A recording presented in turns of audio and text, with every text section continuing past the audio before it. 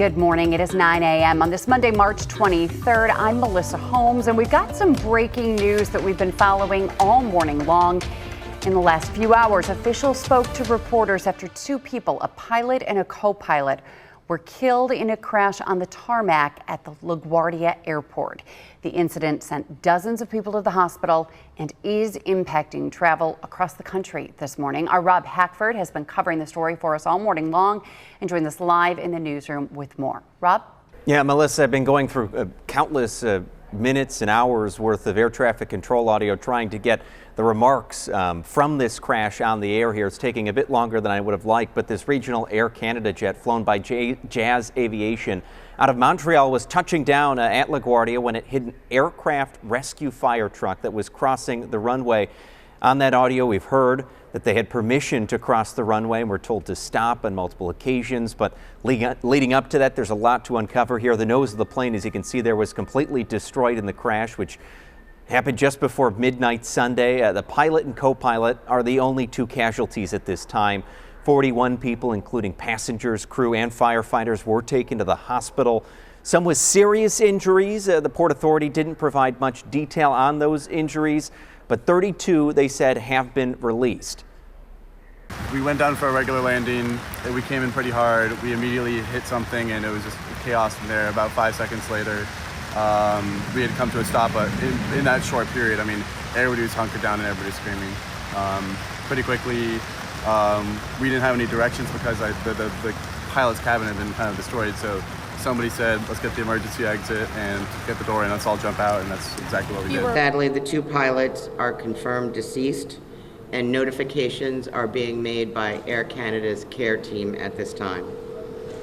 It is anticipated that the airport will be closed at least until 2 p.m. this afternoon to facilitate the investigation by NTSB, which has already begun. Now, the Port Authority Executive Director says the fire truck was responding to an unrelated report of an odor on a different flight. And as I mentioned, we've been working to get the air traffic control audio on the air for you, indicating that the truck received permission to cross the runway before another air traffic controller tells it to stop. Several times you hear stop, truck one, stop, but it was too late. The identities of the two pilots have not been released. My colleague Natalie Foss is at the Buffalo Airport this morning with more on the impacts locally, including those from the federal government shutdown. Hey, Natalie. Well, as spring break ramps down for UB students, they head back to classes today. It's just starting for students at Buff State as well as at the UB Jacobs School of Medicine, and all sorts of delays, things happening at the airport could cause headaches for those students heading out on spring break. Now here at the Buffalo Airport, it's pretty business as normal. Historically, the Buffalo Airport doesn't tend to see any of those big issues and delays with TSA. However, at airports around the country like Atlanta and Houston, wait times have reached over 2 hours over the weekend. ICE agents are now being sent into those busier airports like Atlanta to help, since more than 400 TSA officers have quit and many are calling out sick due to going over a month without pay. One union leader for TSA agents was taken back by this news and defends his colleagues for quitting or calling out sick. Absolute shock, because that is just the most ridiculous thing I've heard yet out of this. At the end, if I can't put food in my stomach, I can't keep a roof over my head. The people that I'm supposed to be taking care of are failing me. The Department of Homeland Security says that they'll be specifically helping with tasks that don't require specialized training, like crowd and line management. I've reached out to TSA to see if ICE agents here in Buffalo will be working with them. I haven't heard back on that just yet. Now, again, historically, the Buffalo Airport does not see those big lines. Right now, as you can see behind me, TSA is almost completely empty. So definitely not something you might have to worry about here in Buffalo, but regardless, they do request that you show up about 90 minutes before your flight just to make sure that you don't have any issues, especially when you're checking in your bags. But if you are going through one of those major hub airports, especially like Atlanta, Houston, you're going to want to give yourself about 3 hours time before your flight goes, just to get yourself through security and make sure you don't miss that flight. On your side at the Buffalo Niagara International Airport, Natalie Foss, Channel 2 News. All right, Natalie, thank you. And again, we'll be keeping a close eye on the Buffalo Airport today to find out about the developments with ICE perhaps going to the Buffalo Airport to assist TSA agents, and also because of the flights that have been canceled to and from LaGuardia. We know there were several going to LaGuardia and some coming in from LaGuardia also to Buffalo today that have been canceled again till at least 2 p.m. We'll let you know when those flights resume. It is 9:05 on Daybreak. In other news this morning, the search in Chautauqua Lake for a missing man from Lakewood is expected to continue today. Search and rescue crews took the day off yesterday in order to give divers time to recover. They spent days in the murky and frigid water searching for 64-year-old Daniel Emerson. Take a look. Daniel Emerson, who also goes by the name Scott, hasn't been seen since March 3rd. He was last seen in the Lakewood area around 12:30 that morning. Last Friday, crews did recover his truck out of Chautauqua Lake. They say it belonged to Emerson. They found it in the water by the Chautauqua Bridge. No one was inside that pickup truck. Divers have been searching for the water for Emerson, even bringing in water recovery canines, but weather conditions have made it extremely difficult. Authorities are asking anyone who may have video footage of the truck driving near the lake to contact law enforcement. Temporary changes to the NFTA Metro Rail are in effect starting today. Now through April 4th, Metro Rail service will operate on a single track between the Church and DL&W stations. Passengers should board trains in the inbound platform. The NFTA says construction crews will be working on improvements at the Church Street station during this time. A major addiction recovery nonprofit is announcing a change in leadership. Avi Israel, who founded Save the Michaels of the World, is no longer serving on the board. The nonprofit has been closed in Lockport since early March after New York State cut its funding. The Mental Health Association in Niagara Falls, or Niagara County, that is, says that it will take in more patients who previously relied on Save the Michaels for care. All right, we'll switch gears now. 9:06, 30 degrees out there. And Patrick, this is the first full week of spring, and it is still going to feel like winter. Yeah, at least today and tomorrow outside, the light snowflakes were falling. I wouldn't call it full-on snow yet, but a couple flakes, as you can see here on radar, and there's a little bit more upstream. So bottom line is, yeah, kind of a cold, cloudy day with a couple of snow showers, especially this afternoon. And yeah, a little bit of a breeze, so it's going to feel like we're in the 20s today. So yeah, a touch of wintry conditions in terms of the temperature. Again, we're not going to have any impactful, meaningful weather coming through, although a couple snow showers are possible. The cold air, though, has come back. It will be here to start the week and end the week, all right? Because one more, I think that might be it. One more push of cold air for the weekend, and then maybe that's it for at least a little while. We've got cloudy skies today. Here comes some snow showers working through this afternoon and evening, later this afternoon and evening. So could be some snowflakes out there. Tonight, partly to mostly cloudy, and then tomorrow we'll see, again, a mix of clouds and sun. Temperatures will hold in the 30s today, and again tomorrow before we get closer to 50 on Wednesday and then mid-50s on Thursday. But then that's when the rain returns. Can we get both at the same time? Some warmer temperatures and a bit of sun.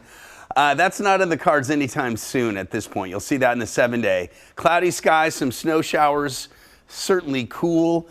For tonight, sunset at 7:31, mostly cloudy, 24.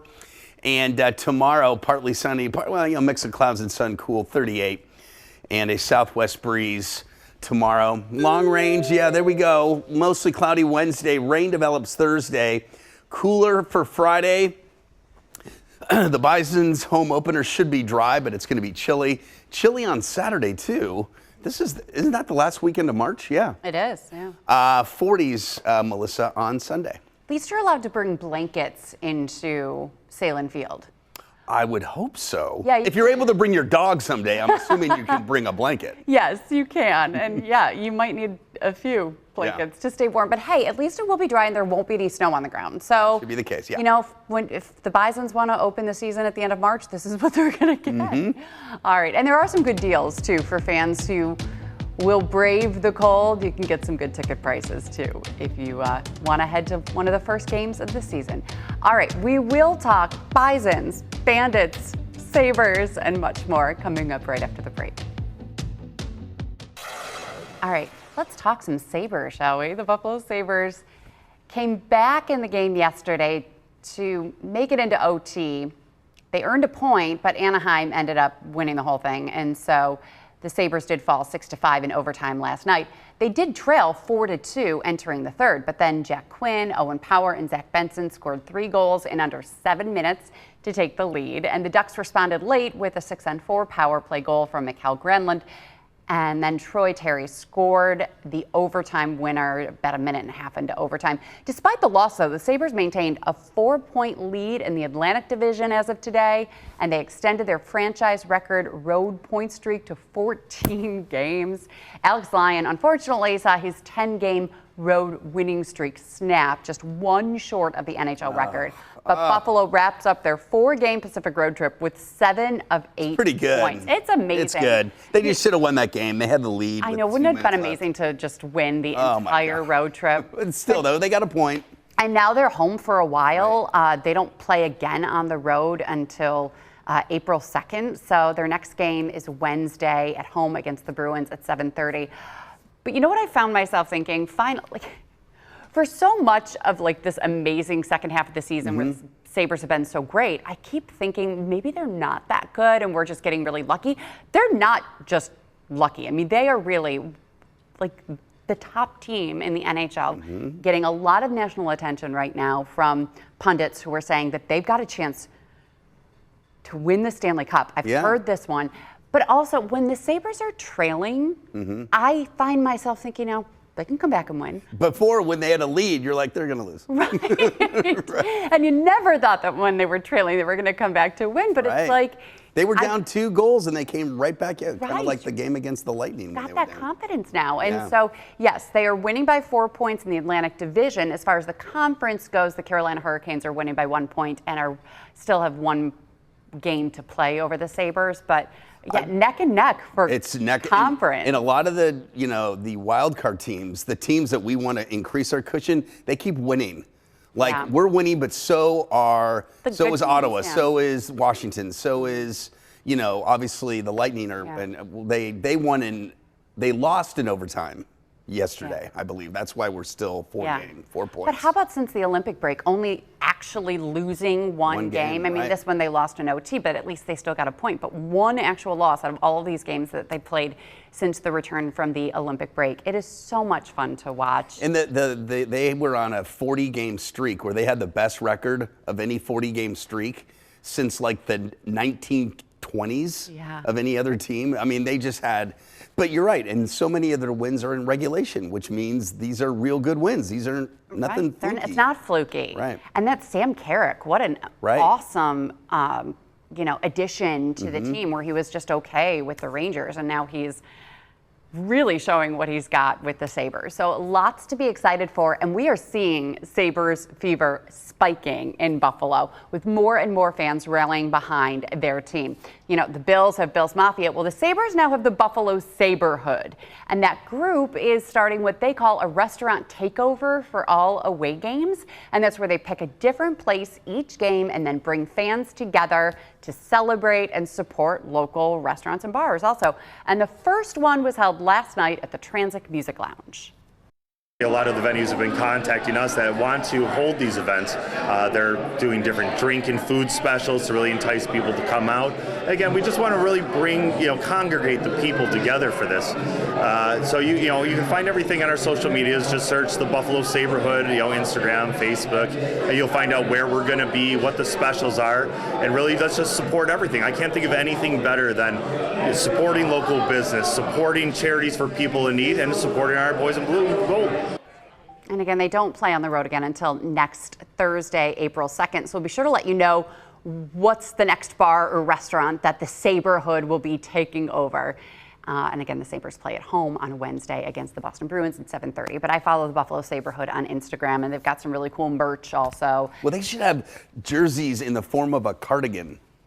Well, like Mr. Rogers, welcome to the neighborhood, the Saberhood. Won't you be my Saber? Beautiful day in the neighborhood. Yes. Beautiful day in the Saberhood. Saberhood, got a little cardigan, lace-up shoes. I mean, they've got hoodies, but yes, perhaps they should make cardigans for Patrick. I'm telling you. So part of the theme, but no Saberhood. I like that. That's got a little ring to it. I like it too. Bill's Mafia and the Saberhood. It's great. And Banditland. Ah, yes. So, awesome. It's good to be a sports fan of Bill's. What is, okay, help me out with this term, river hockey. Have you heard that? No. Even 26 Shirts made a shirt over it. It's does anybody know in the back? They're referring to the Buffalo Sabres as a river hockey team. And that means something. 26 Shirts made a shirt, as I said. You see it on social media all over the place, and we look it up. River hockey. I don't know what that means. And it's definitely referring only to the Sabres? Is it a style of hocky? Is it a? Why, but it's called river hockey. You couldn't have asked Pete when you were with him. I know. Well, there's pond hockey, and you know that's maybe. I think it might be a Canadian term. I will look it up. I have a little bit more to read, and then in the break I'll look it up. Wait. No. Okay, let's talk about the Bandits, and then I'll look up river hockey. Okay, the Bandits didn't start out very good. They're the three-peat NLL champions, and so folks thought that they were going to go into the season at least a playoff team. Mm-hmm. Now they're fighting for a playoff spot, but they're on a 4-game win streak after a dramatic overtime victory on Saturday against the San Diego Seals. Buffalo rallied from 4 goals down in the fourth quarter to force OT in San Diego. Dane Smith had the game-tying goal in the final minute of the game, and then he came through. He came in clutch in OT as he scored the overtime game-winning goal. So Bandits won 9-8 over the Seals. It means the world to us. You know what? We're going to enjoy this one, but it's not going to get any easier from now on out. Again, every team's so great in this league, and you can never take a night off and give them credit. You know what? That's a great team over there. We were just a little bit better tonight, and yeah, it feels amazing. All right, so the Bandits are slowly creeping back up in the standings, now at 8-6 on this season. So next up, a visit to Saskatchewan on Saturday. Only a couple home games left. And hopefully they will do just enough to squeak into the playoffs and give it a run to make it a 4-peat. Okay, cool. Finally, as we mentioned, Salem Field will be hosting opening day for the Bisons on Friday. This is a live look right now. Fun fact, for the 3rd consecutive season, the Bisons are scheduled to play their earliest game in their 141st season history. The Bisons will take on the Scranton Wilkes-Barre Rail Riders coming up on Friday. First pitch is going to be thrown out by Buffalo Joe Andreessen at 1:05. There's going to be lots of giveaways. The Friday, Saturday, and Sunday game are all early games. You won't be sitting out in the dark, which is good. But lots of giveaways and deals to entice people to come and sit outside in the cold. And because tickets are so much less expensive and the kids' tickets are a good deal, you don't have to stay for the whole thing if you don't want. If they keep having the games start earlier in the season, why don't we do it on the other end? Have the games end later in September. You can't do that. I'm just saying, like the playoffs. I know it's with Major League Baseball, you got to time it, but it just seems like getting earlier and earlier. It's like. River hockey implies a lack of structure. Oh. It's clear. And it's clear after the Sabres' 4-1 win over Los Angeles, they don't have a problem with that. That is according to the New York Times. Okay, Okay. Yep. So it doesn't necessarily. I mean, it sounds like you call it backyard football or street basketball. There was a quote from an anonymous player calling the way the Sabres play river hockey. So do they play river hockey or don't? I guess not. So now structure just means just go out and just play. Right. But score and stop them from scoring. Yeah. But clearly that's not what they're doing because I think they got a lot of structure. Yeah. Right. Okay. Anyway. So now that we've figured that out. That's what river hockey is. Okay. Okay. We'll be right back after the break.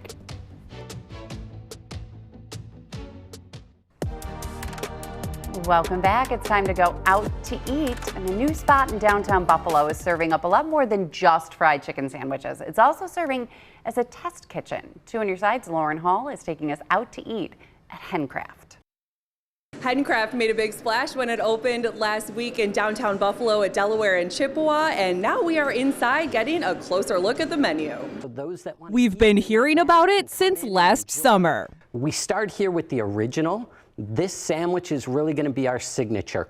And now Hencraft is open in downtown Buffalo. Well, it took a lot of research and development. We had the head of our culinary department come to town, and we researched and tested and ran through a bunch of sandwiches. It's more than a new local chicken sandwich spot. It's also a test kitchen for Delaware North, located right across the street from its global headquarters. The idea for this operation is to make it scalable and to spread it across the country in our other locations, sports arenas, stadiums, etc. Executive Chef Evan Wargo of Patina 250 is pulling double duty. It's been great. It's a maybe you'll see me running across Delaware Ave multiple times a day, but because I still have to maintain over there. But it's the feedback has been really great. We've had a lot of engagement on social media, and the staff. We couldn't do it without the staff that's here. And they're using many of the same fine dining practices they're known for in a new way. Handcraft, obviously chicken, and then craft made. So we're making everything from scratch here. You know, all the sauces, all the chicken. We get raw chicken in, we marinate it, we bread it.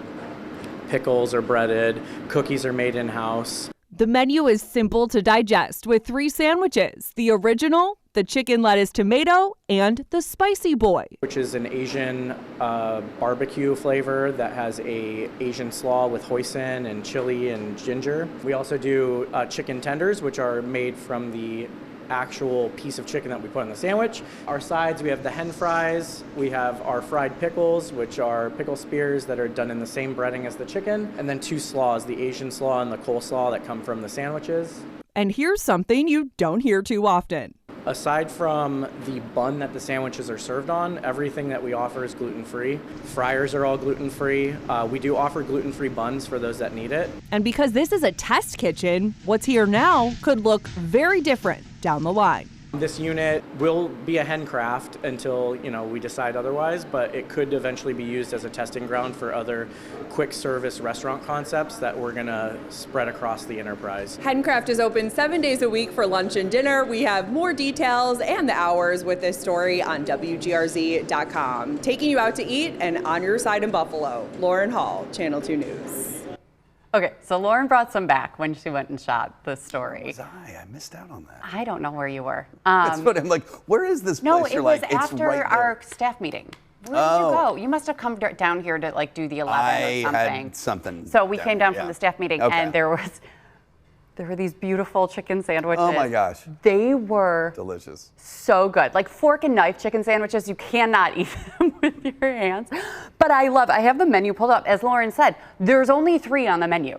And that's my type of menu. I don't want 9 chicken sandwiches and all the toppings to deal with and everything. Make it simple. Just make it simple. Give me 3 Order choices. for me, right. And then the chicken tenders, you get a 1-piece or a 2-piece. And then some sauces that you have to choose from. Yeah, they're huge. Okay. It's the actual chicken that's on the chicken sandwich. Okay. It's not like a nugget. No. Okay. But so there's the sauces, there's the sides, which are the fries, the fried pickle spears, the coleslaw, the Asian coleslaw. Mm-hmm. Do you see what that says? Can you see that? I'll just tell you. A caviar bump. What? A chicken sandwich, the sauces, the sides, including fried pickles, and a $29 bump of caviar. Okay. I will say that's the first time caviar has been served on Chippewa ever. I know. Right? Yes. What's a bump? Is that like a dollop? It's a bump. It's a bump. It's a dollop of caviar. Yes. Right. But who's going and getting fried chicken for lunch? Me, like, you know what? Yeah, I'll have the $30. I'm in a caviar kind of mood today. And where else would I go for my caviar than a chicken place? A chicken place down the street. But Patina and Delaware North right across the street. I mean, you obviously are getting caviar at Patina. So if it's the same caviar, I would assume that it's a delicious caviar. They sell caviar at Patina too? What? Mm-hmm. Really? Yeah. It's a fancy place. No, I know, but okay. Yeah. What about really? Like, do they? Like as a little, on an omelet or something, or not as like something you're putting on a little cracker with a glass of fine champagne. I don't know. Okay. It's been a long time since I've had a fine dining meal. No, if it's like an accoutrement to something else. Yes, but how do they serve the caviar bump for $29 at Hencraft? I have no idea. So this is something that we might have to It doesn't come in a little paper Dixie cup. Right? But then again, if it did, I mean, it's It all has the to same. come in crystal. And does anyone actually like eating caviar anyway? I don't. Do you like it? I've had it. I'm hearing no from Mel. It's. I mean, if you are prepared, it's like if you know what you're getting, you know, because it's like having escargot. It's a very unique I taste. also feel like it's a show-offy type of thing. Like you foie go out gras. and you're like, oh, let me order some caviar along with my escargot and my foie gras. Get over yourself, right? If you're ordering caviar, you're probably not getting in a Dixie cup at Handcraft, but because you're like driving your Cybertruck You to get go there, order caviar again? somewhere. Gosh. And I can safely say I have never had caviar in my entire life. It's an acquired taste. It's an acquired taste. Okay. Anyway, I'll pass on it. Thanks. I'll have a Salem's hot dog at Salem Field on Yeah. Friday. How about that? With a caviar bump. Right. Bye, everybody.